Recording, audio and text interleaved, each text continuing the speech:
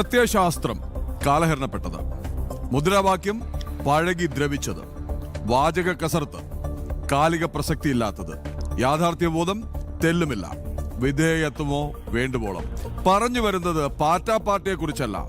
പാറ്റാ പാർട്ടിയുടെ തോളിലേറി ഇന്നും യുവജനങ്ങളുടെ ഇടയിൽ പ്രസക്തി ഉണ്ടാക്കാൻ സർക്കസ് കാണിക്കുന്ന SFIയെ കുറിച്ചാണ്. ഗതികേടാണ്.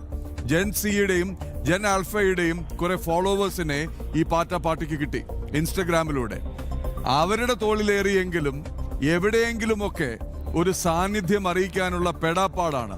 ആ പെടാപ്പാടിനിടയിൽ പാവം പഴയ ജെൻസി MA ബേബി എന്ന് പറയുന്ന ജനറൽ സെക്രട്ടറിയെയും കൂട്ടി പോയതോ ചൈനീസ് എംബസിയിലേക്ക്.